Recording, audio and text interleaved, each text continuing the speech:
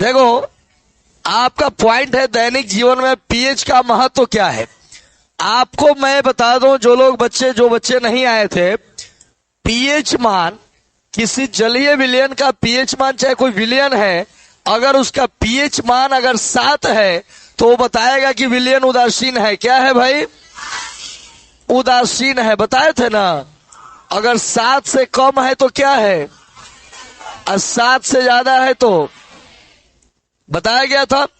यदि किसी विलयन का पीएच मान 7 है तो वह क्या है? उदासीन। जैसे शुद्ध जल का पीएच मान कितना होता है? 7 होता है और वह उदासीन होता है।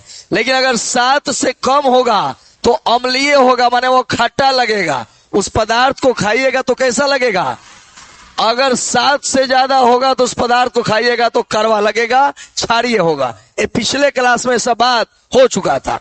अब चर्चा इस बात की होगी एज ए लॉन्ग क्वेश्चन। इसमें 5 पूछा जाता है पीएच का महत्व दैनिक जीवन में। पहला, पाचन, भोजन के पाचन में पीएच का महत्व क्या होगा?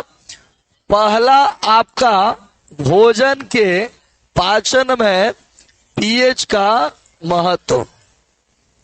दांतों पर पीएच का प्रभाव, दांतों पर पीएच का प्रभाव। उसके बाद आपका होता है कि भाई दाग धब्बा अगर बर्तन में लगा है, दाग धब्बा अगर लगा है तो उसको ठीक करने के लिए भी इसी का उपयोग किया जाता है। या फिर थकान के समय, थकान में। चौथा, बर्तन के धब्बा को। उसके बाद जलीय जीवों पर पीएच का, जलीय जीवों पर पीएच का प्रभाव। ध्यान दीजिए, मिट्टी पर पीएच का प्रभाव। आइए इन 6 पॉइंट को ध्यान दीजिए, इस 6 पॉइंट को हम समझते हैं। और ये हमारे दैनिक जीवन में पीएच का महत्व जब पूछेगा तो हम 5 को कोई लिखेंगे, 5 को कोई लिखेंगे। और 5 को लिखने के बाद जो है, हम लोग पहले लिखने से पहले तो समझना जरूरी है ना भाई, कि भाई क्या है यह। तो पहला हमें पॉइंट में समझना है कि भोजन में पीएच का महत्व क्या होता है। देखो, भोजन के पाचन जब होता है तो उसमें HCl जो अम्ल है, हाइड्रोक्लोरिक अम्ल है, वह बहुत ही आवश्यक है। क्या है? आवश्यक है। HCl अम्ल बहुत ही भोजन के पाचन में क्या होता है? आवश्यक। जिसका पीएच मान कितना होता है? 1। पीएच मान कितना होता है? लेकिन अपच के कारण इस HCl की मात्रा जब सामान्य से अधिक हो जाती है, जब ये सामान्य से जब इसका अम्ल का मात्रा अधिक हो जाता है तो हमारे पेट में गैस, दर्द और जलन होने लगता है। जिसे दूर करने के लिए हम भास्मिक पदार्थों का उपयोग करते हैं, जिसे एंटासिड कहा जाता है ना। मतलब आपने क्या समझा? आपने समझा कि भाई HCl जो होता है, हाइड्रोक्लोरिक अम्ल, इसका पीएच कितना होता है? 1 होता है। लेकिन तब तक ठीक है जब तक हमारे पेट में भोजन पच रहा है, ये भोजन को पचाने में सहायक है। लेकिन जब किसी कारण से जब भोजन नहीं पचे और HCl की मात्रा सामान्य से अधिक हो जाए तो हमारे पेट में क्या होगा? गैस, दर्द या जलन की समस्या उत्पन्न हो जाएगी। जिसे दूर करने के लिए एक पदार्थ का या क्षारीय पदार्थ का या भास्मिक पदार्थ का उपयोग किया जाता है, जिसे एंटासिड कहा जाता है। यह एंटासिड क्या करता है भाई? यह पेट के भीतर जाकर ये हाइड्रोक्लोरिक अम्ल जो है HCl है, उसको क्या कर देगा? उदासीन कर देगा, जिससे हमारे पेट में दर्द और जलन की समस्या खत्म हो जाएगी। ये पीएच का महत्व हो गया ना। दूसरा महत्व है दांतों पर पीएच का महत्व क्या होता है। देखो, दांतों पर पीएच का महत्व क्या होता है कि जब हमारे मुंह के भीतर, आप जानते हैं कि जब हम शर्करा युक्त भोजन करते हैं तो दांतों से जाकर क्या होता है? चिपकता है। और यह जो शर्करा युक्त भोजन है वह बैक्टीरिया, हमारे मुंह में बैक्टीरिया होता है, जीवाणु होता है, वह उससे क्रिया करके उसे अम्ल में बदल देता है। क्या करता है? और जब हमारे मुंह का पीएच मान 5.5 से कम होने लगता है तो यह हमारे दंत वल्क के लिए हानिकारक होता है। तब हमारे दंत वल्क क्षतिग्रस्त होने लगते हैं।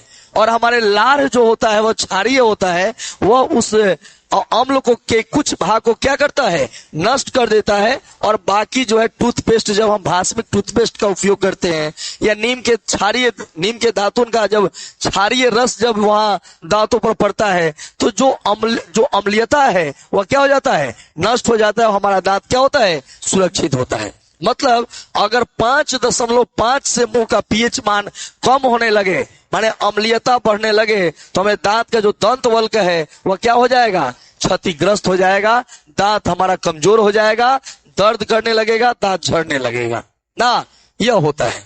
तो भाई उसको रोकने का उपाय क्या है, आप बराबर मुंह धोते रहिए, टूथपेस्ट या नीम के दातुन का उपयोग कीजिएगा, तो वह अम्ल की मात्रा को क्या करेगा, नष्ट कर देगा। और नष्ट कर देगा तो आपका दांत क्या रहेगा, सुरक्षित रहेगा।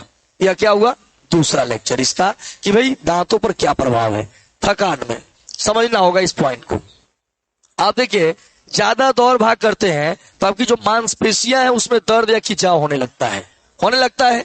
क्या कारण है, इसको समझना होगा। कहा जाएगा कि जब हम शारीरिक परिश्रम करते हैं तो होता क्या है कि हमारी मांसपेशियों को ऑक्सीजन की आपूर्ति कम हो जाती है। जब हम शारीरिक मेहनत करेंगे तो मांसपेशी को क्या होगा, ऑक्सीजन की आपूर्ति कम हो जाएगी, जिससे ऊर्जा का उत्सर्जन होने में कठिनाई होने लगेगी। और इस कारण से वात निरपेक्ष उपापचयी क्रिया का दर बढ़ जाएगा। और वात निरपेक्ष उपापचयी क्रिया का दर बढ़ जाने के कारण हमारे मांसपेशियों में लैक्टिक अम्ल बनने लगेगा। क्या बनने लगेगा, और यह लैक्टिक अम्ल जो होता है वह हमारे मांसपेशियों में दर्द या खिंचाव का कारण बनता है। मतलब यह है कि जब हम बहुत दौड़ते हैं, देखना जब दौड़ते हो ना, उसमें बड़ा सांस की आवश्यकता होती है, क्योंकि दौड़ते हो तो तुम्हें ऊर्जा चाहिए। और ऊर्जा कहां से मिलता है, श्वसन की क्रिया से। किससे, श्वसन की क्रिया से। तो उसी तरह से जब हम दौड़ते हैं ना, या शारीरिक काम करते हैं, तो हमारी जितनी भी मांसपेशियां हैं उसको ऑक्सीजन की आपूर्ति क्या हो जाती है, कम हो जाती है। और जब ऑक्सीजन की आपूर्ति कम हो जाती है तो वात निरपेक्ष उपापचयी क्रिया का दर क्या हो जाता है, बढ़ जाता है। और वात निरपेक्ष उपापचयी क्रिया का जब दर बढ़ जाता है तो हमारे मांसपेशियों में लैक्टिक अम्ल एकत्रित होने लगते हैं। और इस लैक्टिक अम्ल के प्रभाव से हमारे शरीर के मांसपेशियों में दर्द या खिंचाव होने लगता है। क्लियर है। अब चलिए, आपका पॉइंट है बर्तन के धब्बा इत्यादि को दूर करना ना। कॉपर का बर्तन, तांबा का बर्तन ले लीजिए और उस तांबा के बर्तन को खुले हवा में छोड़ दीजिए। और इस तांबे के बर्तन को जब खुले हवा में आप छोड़ते हैं तो वो जो है ना, वो कॉपर ऑक्साइड बना देता है। क्या बनाता है, कॉपर को खुला हवा में छोड़िएगा तो वो ऑक्सीजन से ऑक्सीकृत होकर क्या बना देता है, कॉपर ऑक्साइड। और यह कॉपर ऑक्साइड के कारण बर्तन का रंग धूमिल हो जाता है। क्या हो जाता है, तब क्या करते हैं, हम नींबू लेते हैं, जो कागजी नींबू है उसको लेते हैं, उसमें होता है सिट्रिक अम्ल होता है। क्या नाम है, सिट्रिक अम्ल है ना। तो ये सिट्रिक अम्ल जब हम उसको सिट्रिक अम्ल से जब पूरा उसको धोते हैं तो आप जानते हैं कॉपर ऑक्साइड होता है क्या, भास्मिक।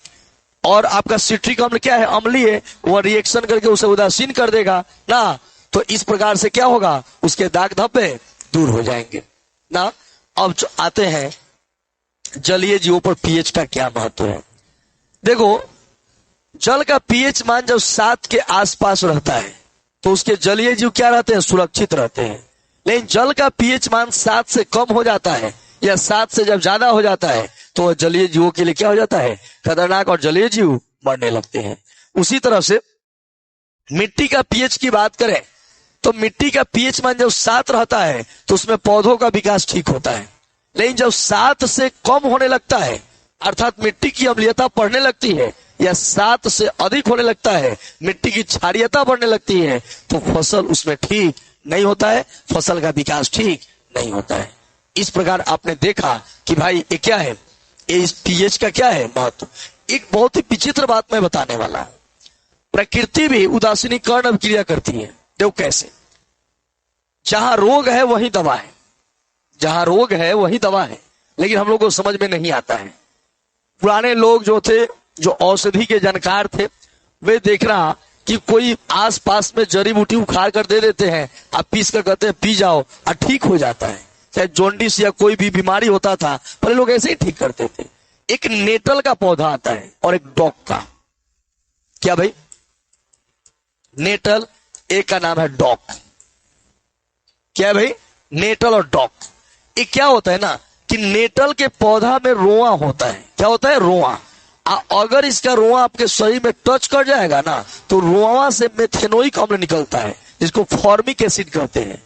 और चला जाएगा आपके रक्त चमड़ा के भीतर, त्वचा के भीतर, और लगेगा जलन करने और खुजली होने लगेगा ना।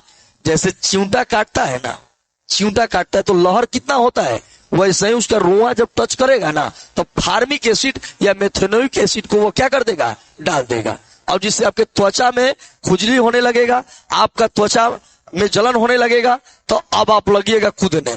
तो उसका उपाय बगले में है, एकदम जहां यह पौधा है ना, ठीक उसके बगल में एक और पौधा उगा हुआ, उसका नाम है डॉग। क्या नाम है?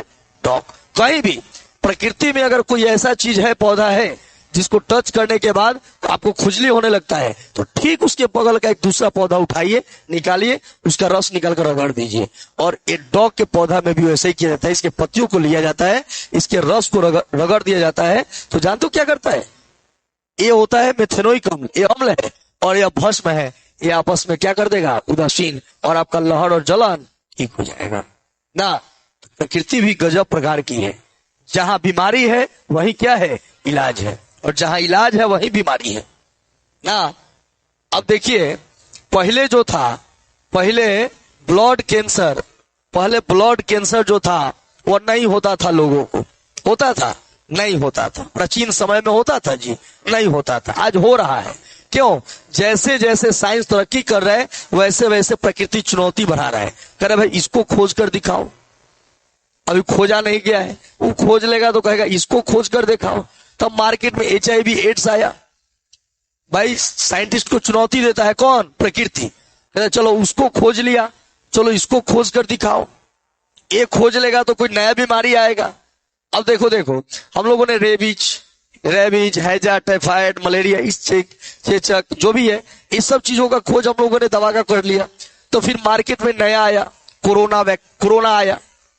आया ना, कोरोना वायरस आया।